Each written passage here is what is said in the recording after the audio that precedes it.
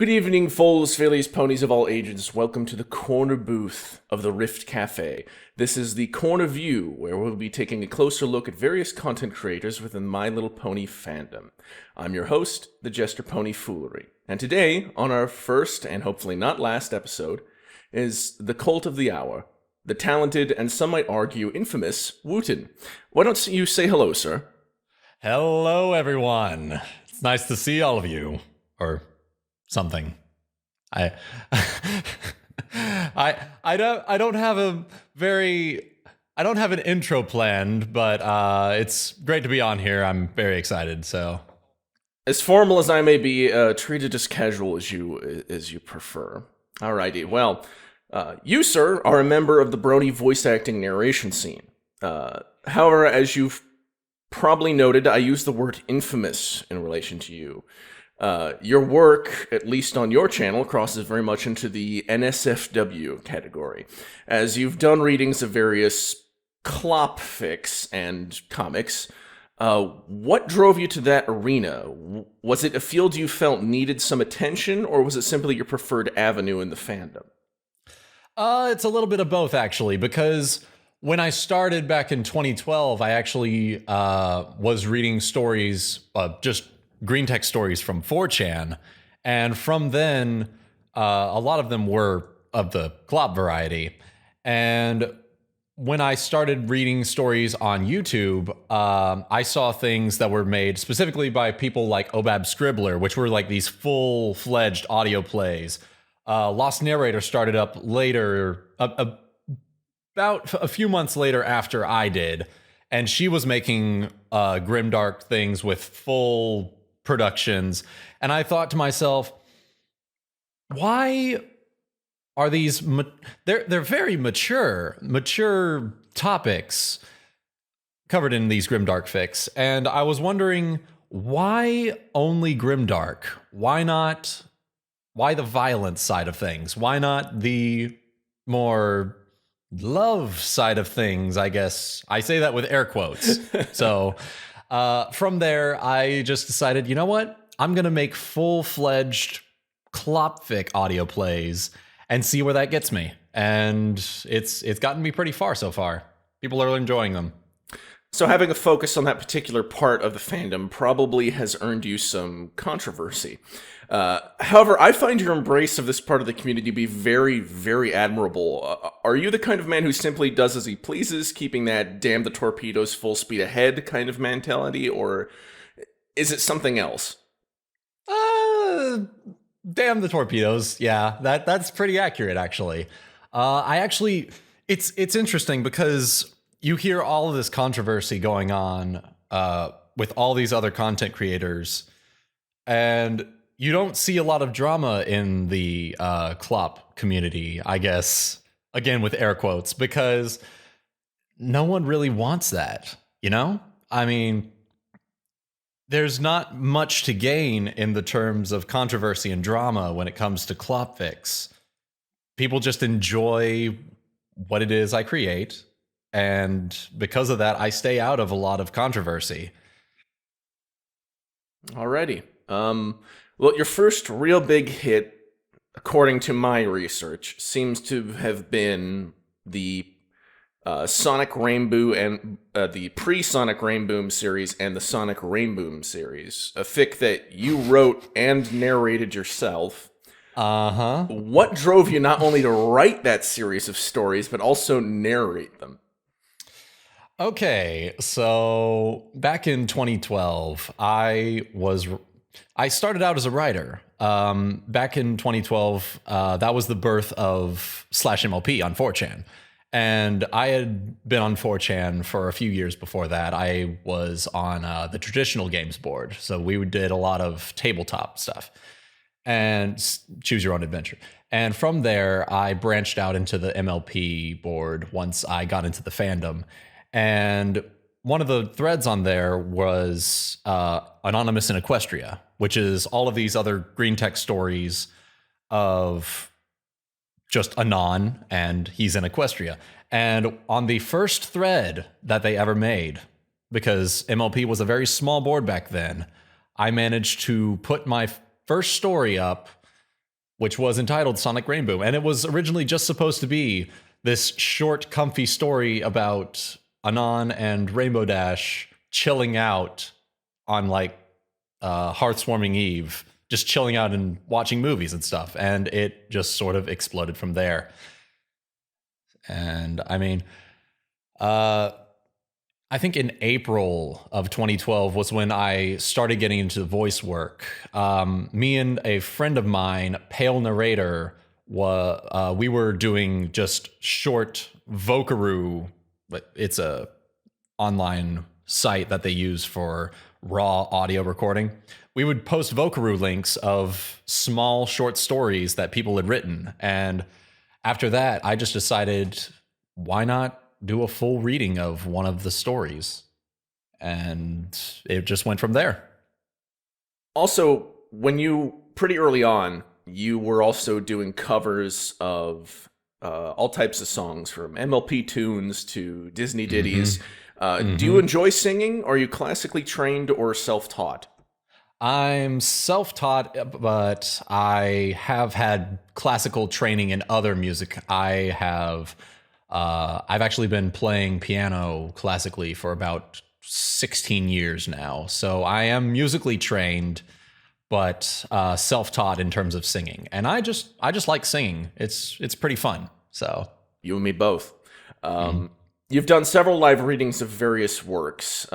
Is there an appeal to posting large unedited videos like these? I'm sure some people have called it a bit lazy, but perhaps many viewers don't realize just how tedious editing audio can be. I'd argue it's worse than video editing at times. It can be. I don't see a lot of controversy on the just raw recordings. I think for more professional sounding ongoing audio plays, I think it is more important to have that sort of editing,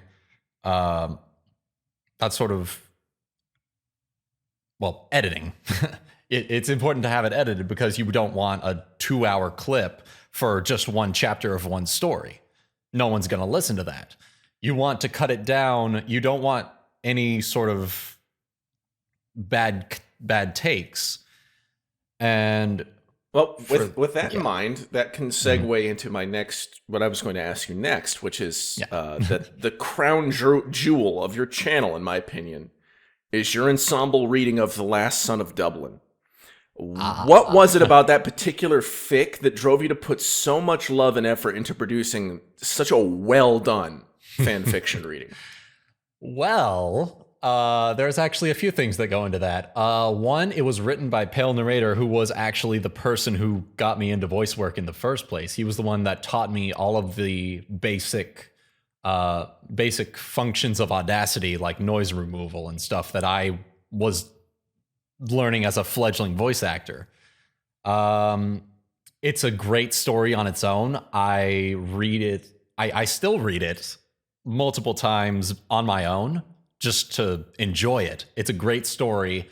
I feel like it translates very well into an audio drama because you have these characters that have such great personality that it makes more. I can't find the right word for it.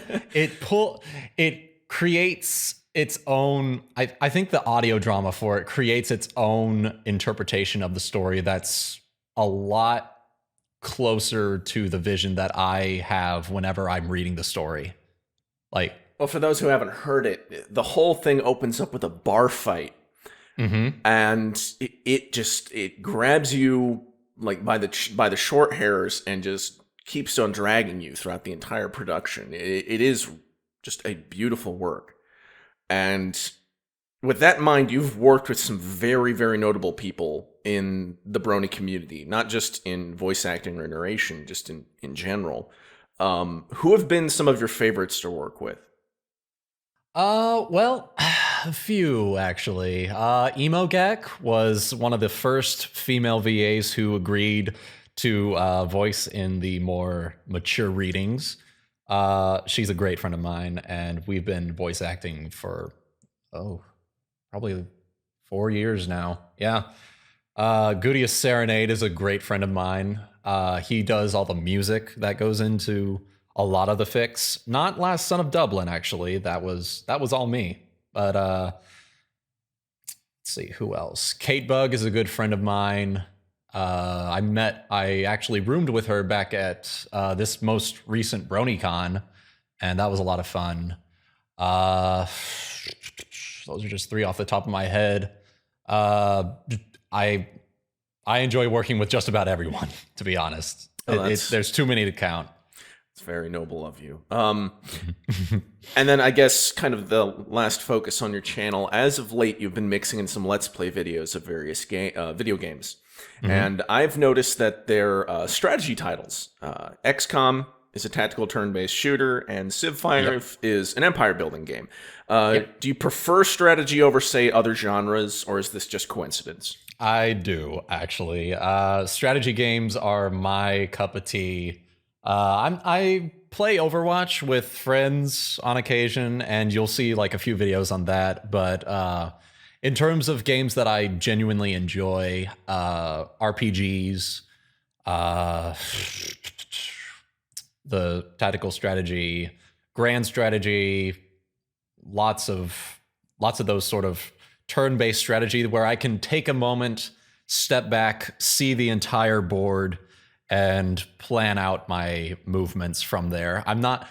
I've played a lot of RTS games, which are the real-time games like StarCraft and Age of Empires, but I feel like a bit too fast-paced for me. I prefer stepping back and planning my moves a few turns ahead rather than all at once. So, all right. Well, we're coming to the end of the program, and I'd like to wrap things up with the Questionnaire de Pivot. In case you're unfamiliar, these questions originally came from a French series, Bouillon de Culture, hosted by Bernard Pivot. They're better known as the questions that James Lipton asks every guest at the end of Inside Actor Studio, a TV series that very much served as an inspiration for this one. There are 10 specific questions. Are you ready? I am. All right. Question number 1. What is your favorite word? Lewd. Lewd. Yeah. Oh, that's such a good one. It just hits you right in the good spots. All right. And then what is your least favorite word? Dark. I definitely can see that. Well, question number 3. What turns you on creatively, spiritually, or emotionally? Classical music. Haha. Bit of a fan of the finer tunes, are we? Mm-hmm. And then what turns you off? Hip hop. Honestly. I'm sorry, hip hop fans. Yeah. No, that's for me it's country music. So we've all got something, I'm sure. What is your favorite curse word? Fuck. Fair enough. Goes without saying. Yeah, it really does. Question 6. What sound or noise do you love? The sound. The first sound that my female VA makes whenever she starts the moaning track on all of my clop picks. The first sound that she makes. First sound, because it always sets the mood, you know? Hey, yeah, it does. In your line of work, I can see why. With that in mind, question number 7, what sound or noise do you hate? Actually, the sound that Lost made in, I think it was Silent Ponyville, where she had to voice Applejack, and she had to voice her getting impaled. So what she did was she actually started screaming and then took a glass of water and tossed it into her mouth. So she essentially waterboarded herself to get the sound effect. And it's fucking terrifying. No. Yeah. She's told this story all the time whenever she's on a panel at a con or something. And it gets me every time. I've heard it so many times.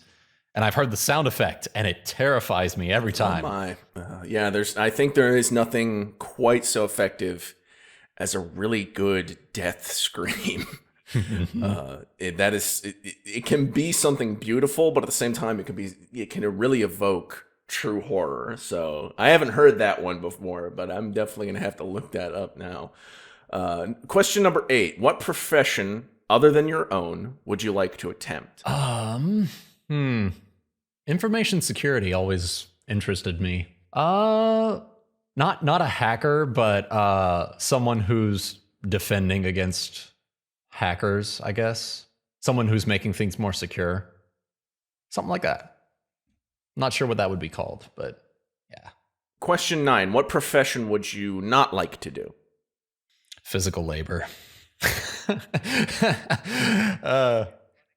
Construction work. Honestly, like if I had to pick one specific one, construction work, probably. All right. And the 10th and final question: if heaven exists, what would you like to hear God say to you when you arrive at the pearly gates?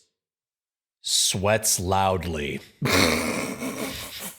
Because I've gotten that comment more than almost any other comment on any video of mine, is someone saying sweating intensifies or sweating loudly or something. And if I ever die and I get to the pearly gates, I want God to look down upon me and say, sweating intensifies. That would be... I think it would be good. I think that would be good for anyone if it turns out that God's a fan.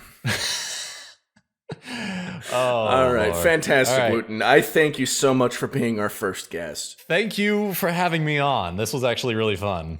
Hey, despite what others may say, in this creepy jester's opinion, you are a gentleman and a scholar. Thank you. We here at the Cornerview look forward to your future works. Is there anything you'd like to say or promote before we part ways? So long, and thanks for all the lewd. Wonderful. Well, everybody, this has been the Cornerview with our guest Wuten, a narrator of great talent. Please check the description for a link to Wuten's channel and have a listen to some of his work.